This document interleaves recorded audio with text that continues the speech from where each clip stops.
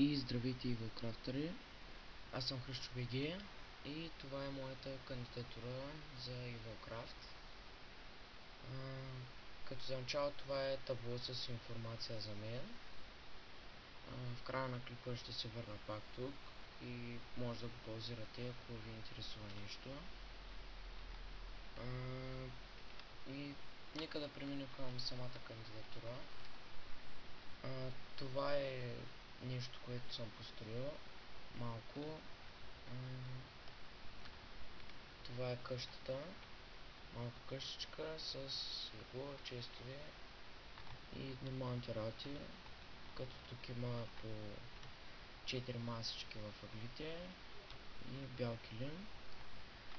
Тук има 3 анвила, също там има и врата за излизане отзад. Ето как изглежда къщичката от всичките страни. И ето как изглежда тя отгоре. Има торчове, за да не се спалват мобове. Това е една малка фермичка, доста компактна, с всякакъв вид храна, която ви трябва. Без дини, но не мисля, че е толкова важно.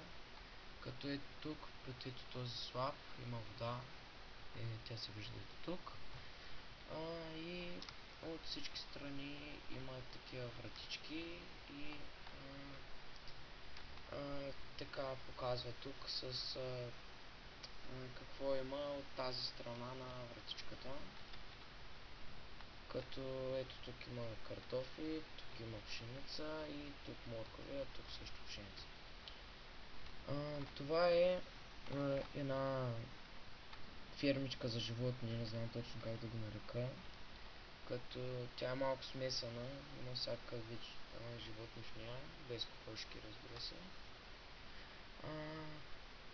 И да, като цяло това е кандидатурата на Evilcraft. Не съм направил нещо, кой знае какво, но мисля, че е красиво. Ето това е как ето така изглежда от високо. И нека се върна отново тук. Единственото нещо, което не съм написал тук е, че съм с купена игра. Но не мисля, че това е от някакво значение. И да, това беше от мен. Надявам се кандидатурата ви да ви харесала и да ми приемете в сървъра. И до скоро!